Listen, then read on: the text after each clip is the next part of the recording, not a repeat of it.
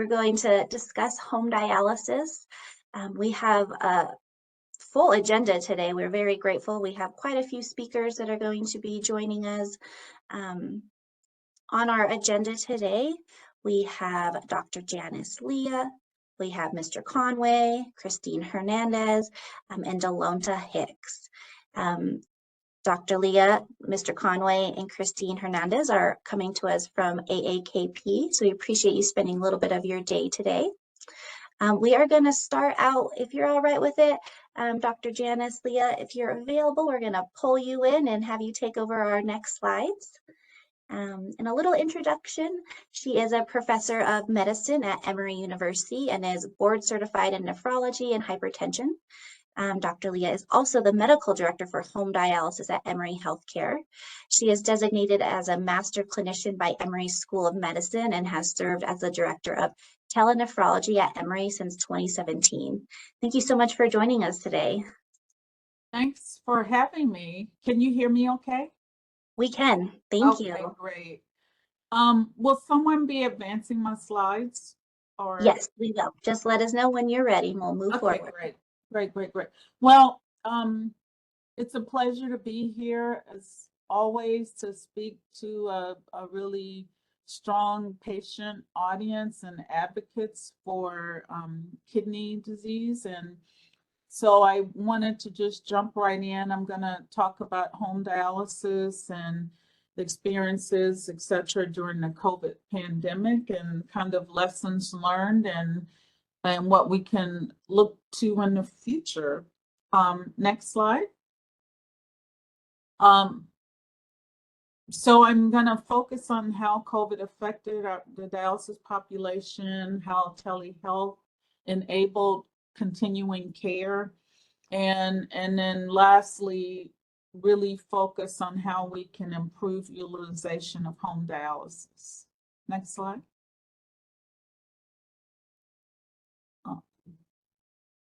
Okay.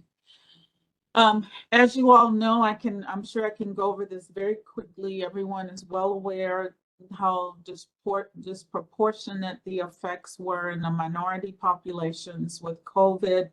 That was the same for our ESRD population, dialysis patients, as well as home dialysis. And we know that there were more deaths and more hospitalizations around COVID. We certainly know that issues that related to this was lack of access to care, inability to social distance, particularly for our dialysis population, and just the general economic situation, working, frontline jobs, etc., that impacted our community. We do know that it was a benefit for home patients to be at home. They were certainly less likely to be exposed, but still had, had exposure and some mortality related to COVID. Next slide. The next couple of slides I'll just quickly go over. I don't know how well this projects, but it was just a publication that I was author on at Emory, where we looked at our CKD database from patients who were hospitalized. And really no surprise, you see the things that are marked in blue, that people with diabetes, those people with heart disease, those with chronic kidney disease, and ESRD were higher risk for complications related to COVID. Next slide. And not only just chronic kidney disease, but as you all know, COVID could impact kidney function in someone who had normal kidney function. So we call that acute kidney injury. And you can see these numbers here. Anything greater than 1 means higher risk. So even 67%, for example, higher risk in African Americans to get acute kidney injury. And of course, this has long-term consequences. Whenever you have acute kidney injury, you're at higher risk for developing chronic kidney disease down the line. Next slide. And this is data from dialysis patients and transplant recipients. And this was actually from Europe. But the findings that we saw or that were observed were very similar to what we saw in the US. There was about a 20% increased risk of mortality or death in dialysis patients and in transplant patients if they contracted COVID. And that was pretty consistent across the US. Next slide.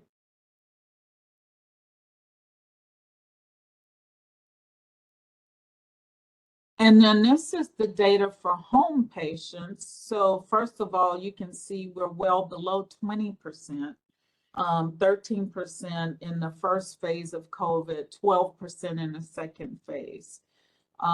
So still there were high mortality rates, but significantly less than if you were on in-center dialysis. And then this was just the increased risk for contracting COVID was 4.5 and 6.4% respectively.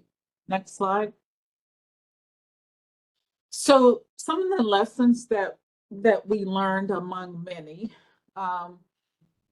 as we all know how dialysis units are situated, it's hard to really properly social distance.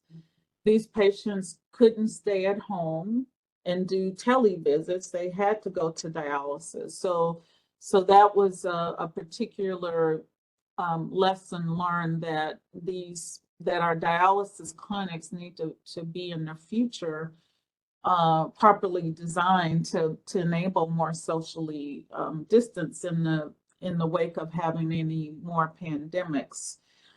Certainly, there was more of a focus on protective equipment, proper sanitation methods.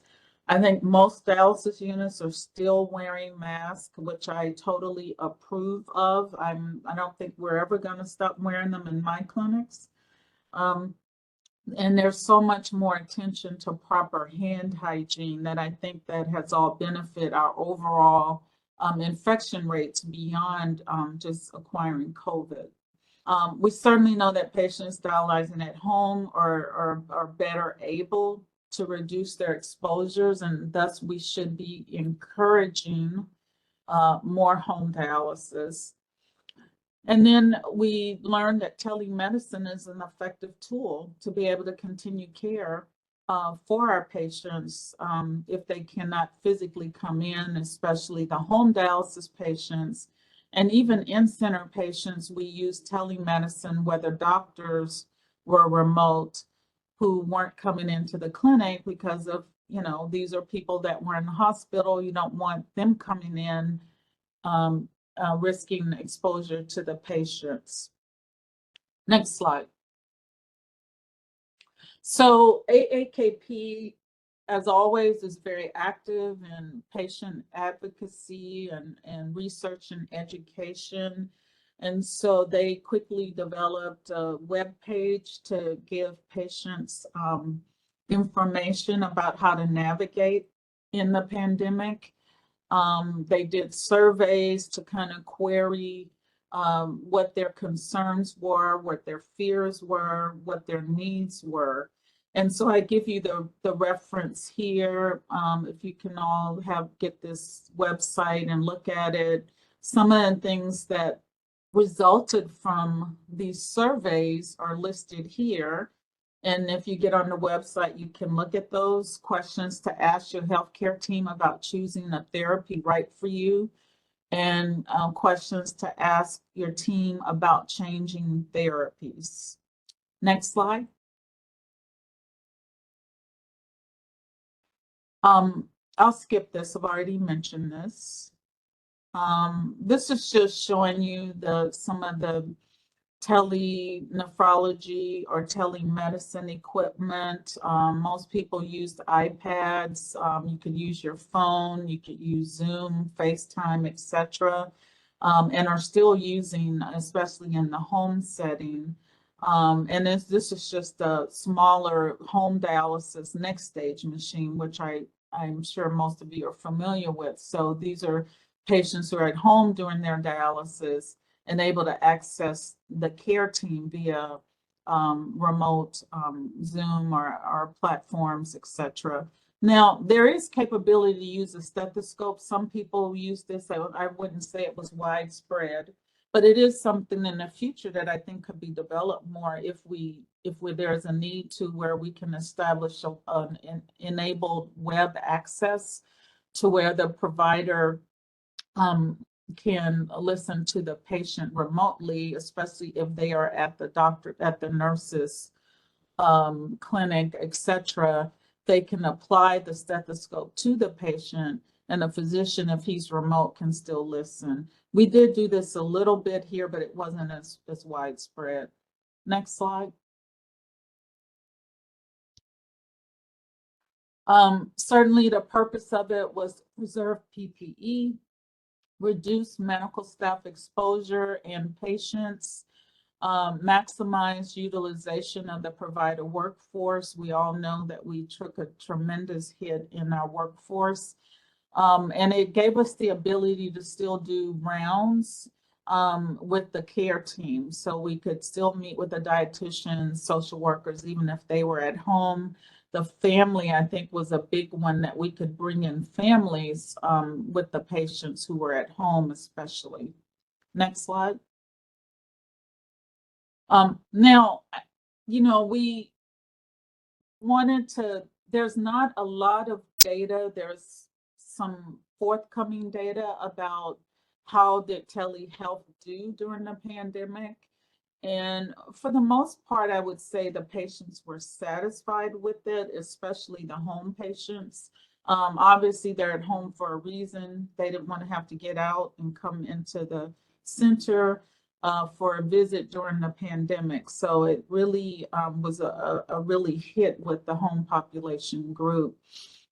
But I think it can go even beyond that, in that it will allow patients to have more connected care to their nurses and physicians, even if beyond the monthly visits. So if there's a problem with their exit site, for example, if they're on PD, they can use the Zoom to connect with the nurse to look at that and to decide if the patient needs to come in, or if they can get them antibiotics, if it's severe enough to go to the ER, etc.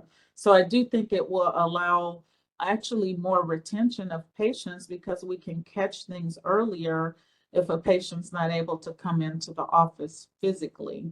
Certainly, it decreases transportation time and cost, which I think is a win-win all the way around. And again, patient satisfaction and better quality of life. Next slide.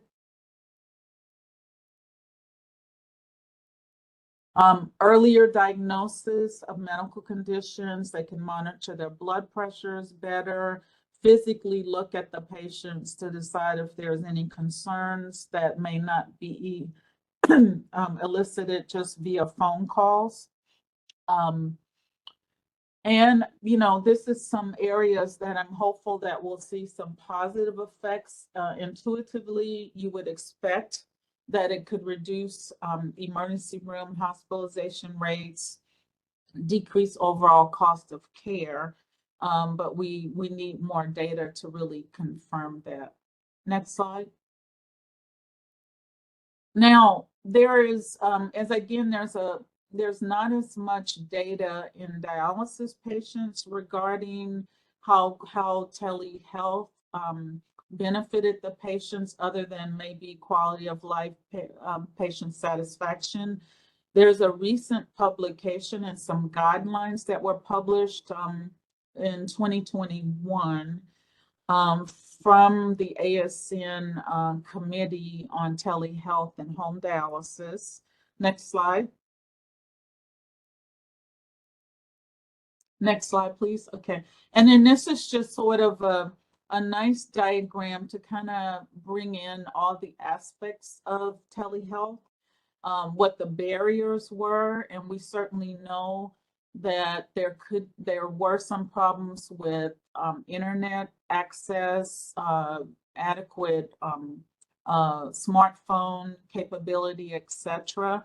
And those are things that have to be worked out so that all patients can have proper access. We know who all the stakeholders are. The very first is the patient, and then of course the caregivers, the dialysis staff. We've talked about the advantages that I've already mentioned and the benefits there. Future considerations is to make sure we have adequate refinement of the platforms that we use that are, pretty sophisticated, easy to use, minimal complications or technical issues for patients. Certainly it needs to be something that's cost effective, and then provide proper education and training. So I believe that telehealth and telemedicine is a superb tool for us to increase education, and not just when the patients come in for clinic visits, that they can get education ongoing throughout their home dialysis journey. Next slide. What I really wanted to really focus on from this paper, because I know there are some people who say I don't know that telehealth is the best way to go, and I don't think anyone is saying it can substitute inpatient care. It's just good to know that it is there as a resource, and help patients stay connected with their healthcare team. There's clearly some situations which may not be appropriate to continue a telemedicine encounter, repeatedly. And so they came up with a nice, I think, guideline to clinicians of appropriate patients that actually should not be followed primarily by telemedicine. And so these are people that are higher risk, they're sicker, they've had recent infections or hospitalizations. So those are the kinds of people you want to lay your hands on in person. New dialysis starts, especially home dialysis starts, you want to make sure they're doing everything appropriately. It's good for those patients to be in the clinic. Other situations, if they don't have appropriate technology for them to actually communicate with you, they need to come in. If they're having some serious medical issues needing attention, such as abdominal pain, that's hard to examine remotely. If they can't administer necessary medications such as EPO, etc., or even any other types of injections that they may need. And then patients who you're not quite clear that they're following the appropriate prescription, their labs don't look right, their blood pressure is not good. They always have a lot of fluid on, swelling, shortness of breath. All of those patients is better for those to be seen. So I'm advocating for continued use of telemedicine, but in the appropriate, safe situations for the patients. Next slide. Now, lastly, I just want to talk about the state of home dialysis, and there's some good news. There's some bad news, but I think, there's good news. And this is just a publication that I was author on a few years ago. And it just showed this is for PD and for home hemodialysis. You can see across the board, home hemodialysis is underutilized. But PD nationally is around 11–12%. But you can see the disparities. Almost half of the white population was present for African Americans, a little higher in Hispanics and higher in Asians. But go to the next slide. So fast forward to data from 2005 to 2013. And these are the previous numbers, and then see on the right how they've increased, and even in the minority populations. So whites 8 to 10%, African Americans 5 to 8%, etc. Hispanics 5 to 9%. So there is some encouraging news that there is an uptick in use of home dialysis. I don't have any data per se since COVID. I do think that COVID affected everything across the board. So I have not seen whether or not the numbers have increased. I kind of don't think they have, but I may be wrong, but I haven't seen that data yet. Next slide. And just quickly, we're all proponents of home dialysis. We feel that it should be the patient choice. And unfortunately, there's many publications that show that it's not always the patient choice, that 47% of patients who were on in-center hemo said they had a choice. So they were told to do in-center, etc. But we do know when a patient has a choice, most of them will choose home dialysis, and particularly on peritoneal dialysis. Next slide. This is just to show that if you are a nurse or a doctor and you're asked about what type of dialysis you would do, majority will say home dialysis, and much less would say in-center. So it's like, well, why aren't we getting our patients those types of numbers? Next slide. And these are the benefits of patient priorities, their aspirations. They want to have a good quality of life. They want to have a social life. They want to travel. They want to work and stay gainfully employed and contribute to society. They want to be able to own a home. They want to retire securely, just like everybody else who's in society. So it's no different, their goals for our ESRD patients. Next slide. And we all know the downsides of in-center dialysis. You just don't feel well. It's hard to maintain a job. You're losing your sense of independence. And of course, this is added since COVID. It's difficult to socially distance and stay safe in pandemics in-center. Next slide. We know there's definitely benefits and some challenges to home dialysis. The benefits is gradual fluid removal. You don't feel as fatigued afterwards, better blood pressure control, control of your labs, and you're more independent, able to maintain employment. Some of the challenges, you have to be very motivated and compliant as far as following the doctor's prescription. And it's very helpful to have good family support. It is a daily therapy in most cases. You have to have adequate space and sterile home environment, and a certain level of comfort, education level in order to comply with the actual technical aspects of the procedure. Next slide. We know that there's barriers. Patient education is a big one.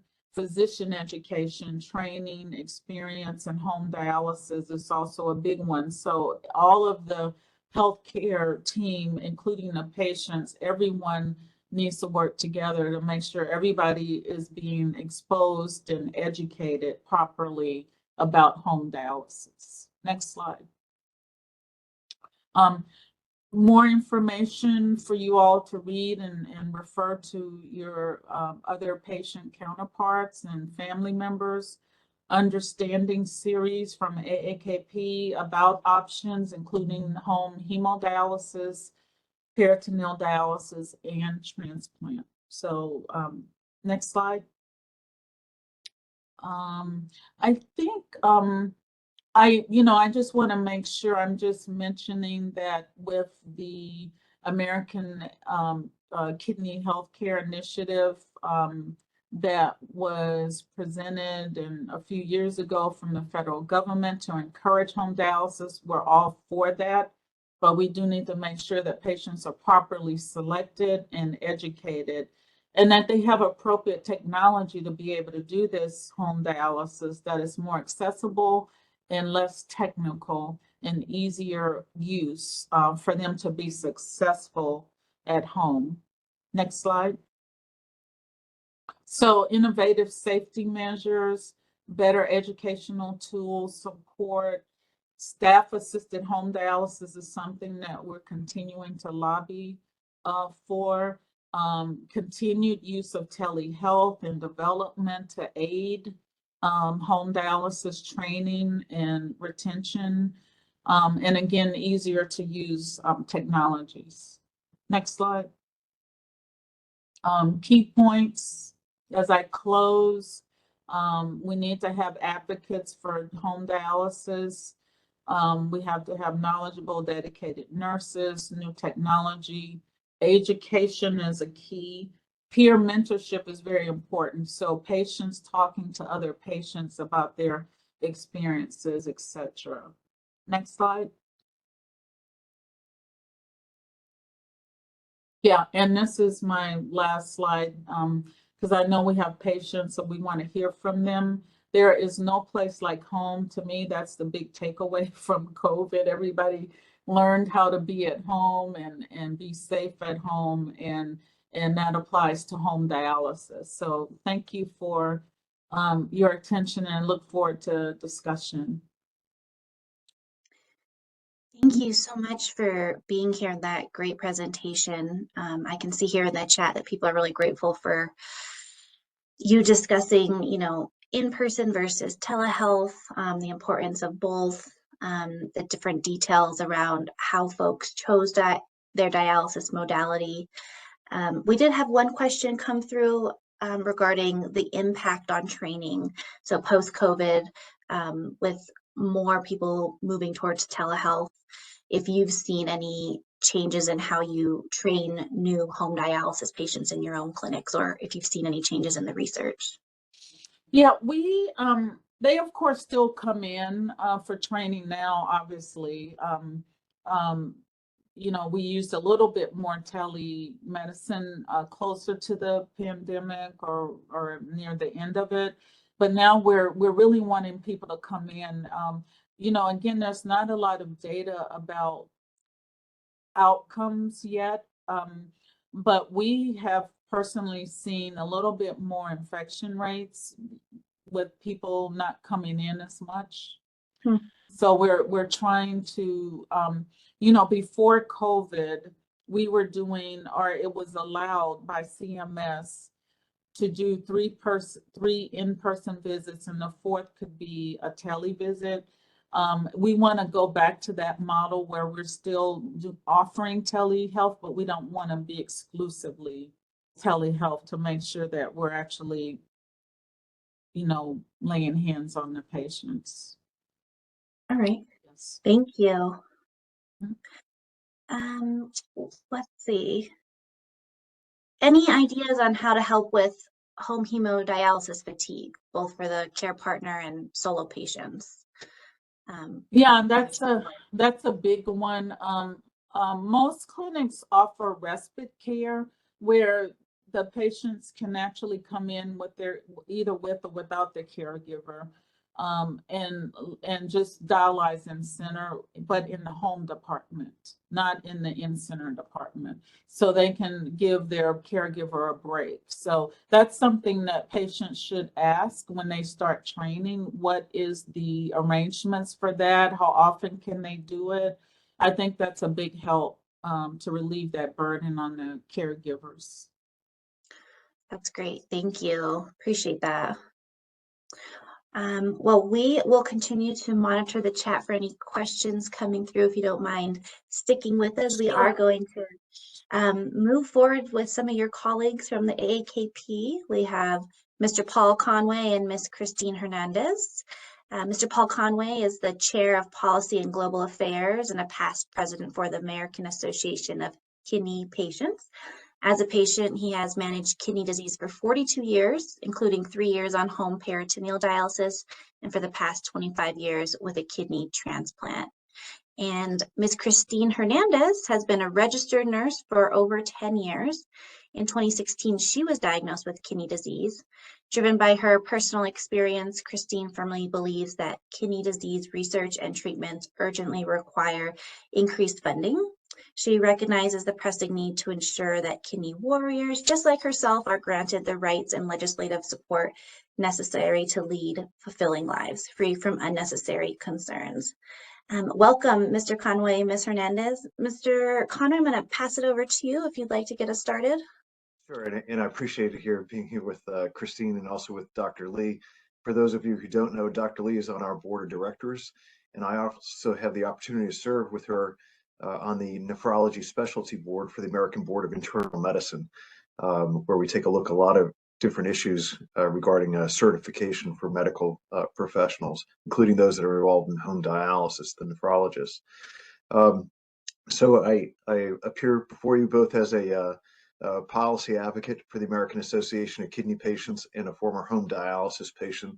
But I'd also say this, I also have experience in my career as the Chief of Staff for the U.S. Department of Labor and as a Deputy Secretary for Health in the state of Virginia and the current chair of Governor Glenn Youngkin's Renal Disease Council. And the reason why I raise those things is because AAKP defines kidney disease as both a workforce and healthcare issue. And it's a workforce issue for patients who still want and need to work. And it's a workforce issue also for the nephrology workforce. And we're very sensitive to that at AAKP. We are longtime champions of the principle of patient care choice. And what does that mean? That means that when patients are provided with the education and knowledge about their options, they make better decisions.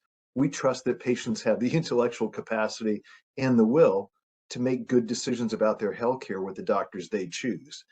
We're not in favor of people telling patients what their best choice is and then deciding it for them without them. We never have been. We've been around for 50 years. We were actually one of the chief advocates for dialysis care in the United States. And the modern dialysis program was created in part because one of our patient founders dialyzed in front of the United States Congress, which prompted the vote to enact end-stage renal disease coverage. But what I really want to get across to folks here is how the journey to advocate for greater home dialysis options for patients has unfolded, especially in the past decade. Dr. Lee has gone through great detail about what the opportunities and the risks are. But I think what's important for people to understand is that within the kidney ecosystem, prioritization of home dialysis isn't simply just something that's talked about. It's a national priority, and it has been under 3 presidential administrations, starting actually with pioneering work in the Obama administration on transplant issues and better dialysis outcomes. In 2016, there was a White House summit on organ donation. And one of the things that was talked about is what best readies a patient and prepares a patient to be strong enough and healthy enough to receive an organ while they're waiting. And one of the things that came up during that session was the power of home dialysis to make certain that patients are being regularly treated, they're empowered, and they're guiding their own health care. In 2019, there was the executive order on advancing American kidney health, which our organization, along with many other kidney allies like FASN and NPFE, were involved in not simply advocating for, but we were actually involved in writing it and developing it with Secretary Azar. He had us at the table. Patients involved in writing national policy. Think about it. And under the current administration, the push for home dialysis as a care option has continued, and CMS knows this well. It's reflected in the care models. But one of the things that I really want to get across here is how we've viewed this terrain comprehensively. So we have advocated for greater innovation in home care devices, dialysis devices. We were very pleased to see FDA approve a hemodialysis device a number of years ago that somebody can use to do hemodialysis on their own without a care partner. We have been very strong advocates for the greater pickup and use of telemedicine technologies and remote monitoring and remote dosing technologies with new PD machines. And that's all very good. But the great idea doesn't get done unless patients raise their voice during the regulatory approval process and during the payment process. And we have done that consistently for new devices. We've also been very, very strong in advocating for CMS to include home dialysis in payment models to prioritize it. And we've been just as strong in working with renal physicians, the RPA, and others to make certain that doctors get paid appropriately when they are caring for patients who prefer to do home dialysis, because we want to remove the barrier to patients having access to choice by making certain that the medical workforce is appropriately reimbursed. And we are strong advocates of that to CMS. And the other thing that we're very focused on are issues related to the workforce. So I mentioned to you, for patients to continue to work, this is critically important. I could not have done my job in Virginia as a deputy secretary had I not had the option of home dialysis. And a doctor who listened to me closely about what I was trying to do. I had just bought a house. I had just moved from Washington to Richmond. If he didn't listen to what I was saying, I don't think he would have said, hey, let me align the treatment to what your needs are. But he did that. Dr. Todd Gear at VCU MCV in Richmond, absolutely fantastic. But he was able to align treatment with my needs. And this is one of the great things with home dialysis, that if you listen closely to what patients need and want to do, their aspirations, as Dr. Lea has said, then you would recommend more home dialysis, because you want to keep patients employed and either part-time or full-time as much as possible to lower the burden of dependency and disability. We feel very strongly about that. And conversely, with the healthcare workforce, we want to make certain that the skills and knowledge of the healthcare workforce and those treating patients are commensurate with national policy. So it makes no sense to us to have medical professionals entering the field of nephrology who have no idea how home dialysis works, the equipment involved, the interface between patients and the rest of their medical team, in order to make a successful and empowering decision for their patients to prescribe it. So we strongly recommend that certification for doctors, for nephrologists, follows where national policy and innovation is going, and that they have the knowledge and the skill to be able to recommend it as an option for their patients. One other thing, the field of shared decision making. You will see something coming out from AAKP in 2024, which is a new tool for patients on shared decision making. It's going to be a lot different than people are used to seeing. And in that shared decision making tool, it will ask questions along the lines of what's important to you in terms of your cultural beliefs, in terms of your faith and spiritual beliefs, in terms of your needs to provide for your family, continue your career. And in that mix of questions that we will ask, it will align to different options that we would recommend a patient consider. Because this is the thing with us. Somebody might look at in-center dialysis and say, wow, for me as a patient, that's overly burdensome, and for my family. And somebody might put their hand on the scale and say it is burdensome. They may not educate the patient on home dialysis. We think they should. We haven't seen a lot of that type of creativity, so we're going to do it ourselves. It will be a shared decision-making tool that prioritizes the alignment of treatment to somebody's aspirations. And in that mix will be home dialysis front and center. We don't think it's offered enough. And Dr. Lea has done a very good job of laying out the disparities. After all of the mortality and suffering of COVID, we think greater choices should be extended to all patients, but especially to the patients in the communities who have not been given adequate opportunities. And one final thing on home dialysis, if I can raise it as a policy issue, we work with patients around the world. When you take a look at natural events and unnatural events that are happening around the world, especially those related to the environment, hurricanes, tsunamis, earthquakes, we do believe that home dialysis creates greater flexibility for patients in terms of where they can get remote care, not being dependent on a fixed facility, and easier ability for a patient to be transported and moved to other centers that have the technology and the support for home dialysis. We see this in places like Hong Kong, Taiwan, South Korea, and other places. We think the US could learn a lot from that. And we think that should be factored into some of the emergency response and planning mechanisms that are done at the state and local level that emergency planners are aware of patients who are on dialysis in general and what the options are for patients that are both on hemodialysis and on home dialysis and how to prepare accordingly. But I appreciate the opportunity to spend some time on this with you. For me, home dialysis made a huge difference in my life. My good friend Richard Knight, immediate past president, he was never really educated on his options. He did in-center hemodialysis. And this is something that Richard and I talk about a lot, quite seriously. Why is it that somebody like me can be given an option of dialysis and somebody like Richard Knight can't? And I think you really got to think about those things hard when you look at a patient population and say, you know, the goal here is extend that choice to every patient, educate every patient on their option, and let them decide with their family and with the doctor. But again, I appreciate the opportunity to spend a few minutes with you. Thank you. Thank you so much, Mr. Conway. I appreciate you highlighting the importance of patient voice and that shared decision-making, and you know, also pointing out just the systemic impact of home dialysis for patients and the greater working force. So appreciate that great information. I am going to pass it over to Ms. Christine Hernandez, if you'd like to share your story with us. Hi, Emma. Thank you. Thank you guys for allowing me to share my story and my experience with home hemodialysis. My journey started in 2016 when I was diagnosed with a really rare genetic disease called MUC1 kidney disease.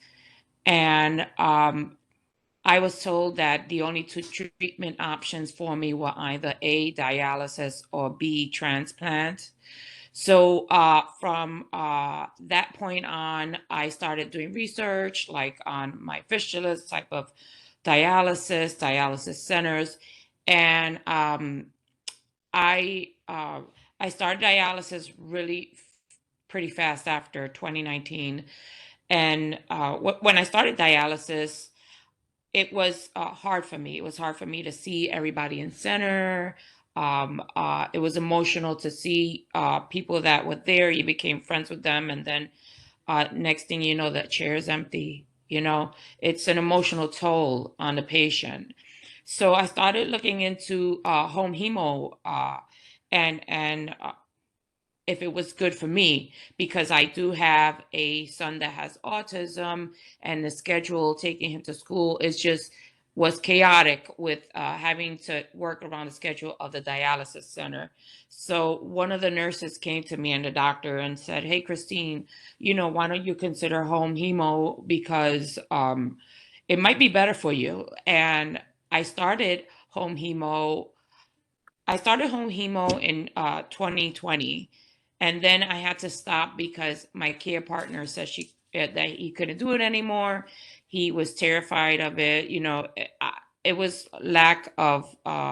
He just didn't want to do it. He didn't want to see his mother. It was my son. He didn't want to see me going through that. So I went back in center, but then I started training for home hemo on my own, and it has been a game changer, because I work my dialysis schedule around my life, around my kids' life. I'm able to go places if I have to. I I have control of my life and my home hemo. I took control back, and I love it. I love the fact that my schedule is so flexible, that if someone tells me, "Hey, you want to go and do something," or if there's a meeting with my AAKP that's dear to my heart, I will say yes, because guess what? I could work my dialysis around it. And I've been feeling a lot better since like since I started home hemo. I feel like my energy is better. I just feel like overall it's been the best choice for my family and I. And I had challenges, you know, because some challenges are that sometimes when I'm doing home hemo, I'm tired. I don't want to set the batch, you know, but then I think about it. I said, set the batch, get it over with. It just takes a few seconds to set the batch and you're done. And then you're set for another 2 days. I've been feeling so good that I've been considering talking to my family. And if I continue like this, I'm going to go back to work because I feel strong enough since I started the home hemo that I feel like I could go back to work. So it's been a good experience for me, for my family, for my son. And I wouldn't have been able to do it with all, without my support system, without my doctors, my nurses, and the resources that I get, like from the AAKP, um, a support system that I've gotten, almost like a sisterhood and a brotherhood with the AAKP. I get answers that that I've been looking for or Googling, and it's right there, where you need them. I am a proponent for home hemo. It's the best choice for me, and it's for my family, and it's individualized. So if you think that home hemo is good for you, it talk to your nurses, talk to your doctors, have questions during training. If you're not ready to go home, they won't send you home. They're going to make sure that you are ready. That's what they did to me, and I'm a nurse, that I was ready for home by myself, and I did it, and I've been doing really good. Thank you for inviting me. No, thank you for sharing that story. It's incredibly inspirational, and I appreciate you outlining that it's not always a straight line, but it has been the most successful for you, and you are still able to work towards those goals of going back to work. And I love that you use the words flexible and control. You get to make those decisions for yourself on your terms. It's beautiful. I love it. Thank you so much for sharing your story and the ups and downs. I'm going to have you stay and hold as well as questions come in. We have one more speaker today. We have Delonta Hicks. He is one of our patient subject matters with our NPFE LAN, and he has been on peritoneal dialysis since May of 2021. He's had ESRD for over 10 years, but it hasn't slowed him down. He's working on getting a transplant, and he still stays active by playing softball and cycling. Delonta, thank you for joining us on this wonderful panel we have here. Hello, thank you for having me. Hello, everyone. Hello. Would you like to share your story and why you chose home therapy and how it's working for you? Sure, not a problem. So at first, I thought going to the doctor was perfectly fine, doing my blood work, and I literally ignored everything the doctor said the whole time. I honestly thought that end-stage renal was not for me. I'm too young to have that. What is that? I just thought it was, no disrespect to anybody, but I thought it was just for older people, elderly people. Like that's not me. I'm still in my, I'm in my 30s, nothing. I'm still active. I look good. I feel fine. Nope. I just ignored everything that he said. And then, the social worker will call and I will return her call and do our blood work. And again, I totally ignored all the warning signs. I never felt any of symptoms of being tired, symptoms of having, pain in the, the abdomen area, the back area, kidney area. Never had any signs, no warnings that, hey, I'm in end-stage renal disease. And so 2 years ago, I was off work one day and the doctor called and said, you need to get to the hospital now. You are already called, you need to go. And on my day off, and I'm just like, no, I still have to go get my manicure, my pedicure. I have to go to the cleaners. I have to do all of this. And he's like, no, Mr. Hicks, you have to go now. And so I called my wife, and she works in the medical field, and I'm crying, and she can't understand a word that I'm saying. I'm crying. And she was like, well, just meet me. So we get to the hospital, and they was like, we have to do emergency dialysis. We have to do dialysis. And I said, well, I'm not doing anything with the needle. I cannot stand needles. I do not like blood, nothing. And PD was the option. PD, you know, going through the classes, PD was the best because I still was able to have my life. I still was able to spend time with family. I was still able to travel. It was just so smooth. The process is smooth. And so in the hospital for a week, we come home, rearranged the whole house. But one thing they did not tell us was that we were going to need storage for all the solution that was going to come. They just said, well, you're going to have space, but they didn't say that you need to have storage space. And so we get the first shipment, and my wife and I are looking at each other like, what in the world? Like, what are we going to do with all of these boxes, these cassettes? What are we going to do with everything? And so, again, when we're going back and we're talking about care partners and all of that, I take my hat off to my wife because, again, she rearranged her whole life to adapt to what I'm going through. And so without her, the push, without her support and the late night prayers, and every time I will ooh or ah, she's up watching and what do you need? What do you need? Is it? And so my hat goes off to all of those that are caregivers and care partners because it is a lot of work. It's a lot of, not just a lot of work for the individual going through, but a lot of work for the partner or the caregiver that's being beside you. And so I take my hat off to her. And so fast forward, I do PD, I'm doing PD at night. And so it took me 2 years before I would go anywhere because I was just nervous about traveling with the machine. I was nervous about traveling with the solution or having the solution being shipped to a destination. I was just so nervous. I was nervous about taking a shower because I didn't know if I was going to get an infection. It was just nervous all over the place. And so my wife and I would say, well, let's do a day trip. Let's do a day trip. Let's do an overnight trip. And so we started small. And then we started to work bigger, you know, stay in places extra days or 2 or 3 days. So that's work. And so again, PD is lovely. No problem with PD. It's easy. You still have your entire day. I work full time. I'm into the church. I play softball, as you said earlier. I'm very active. I cycle. My wife and I walk. So we still do a lot of the things that I was doing before PD. And so I'm pushing toward the transplant lit. And yesterday was great because I was asking a gentleman, how do you stay focused when you're trying to lose that extra 5 pounds? How do you stay focused when you're trying to, you know, eat lettuce and not that cheeseburger? You know, how do you stay focused and, you know, and keep yourself? And it's very hard. You know, it's hard to stay consistent with something. And my wife would tell you, I'll be good for 2 weeks riding my bike every day for an hour or two, but then the next 3 months, I won't do anything. And it's like one of those up and down.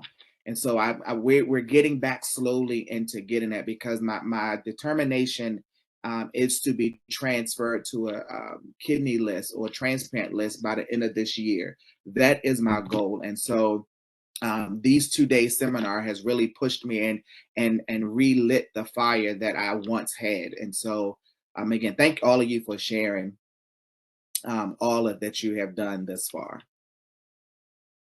Thank you for sharing your story. I think so much of what you've said resonates with people from, you know, the storage issue or not wanting to deal with needles or, you know, maybe being in denial a little bit from what your providers are trying to tell you.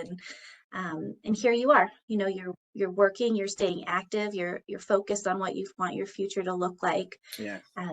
So really appreciate you sharing that. I wonder what would be one thing that you would tell someone who has thought about home therapies but is maybe nervous like you were, or has concerns about doing home therapy? What would you tell them?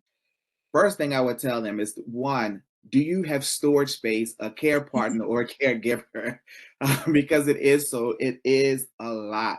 Like literally, we have rearranged our closet space to, like my wife took all of her things out of one side of the closet, and that's where all of my supplies go.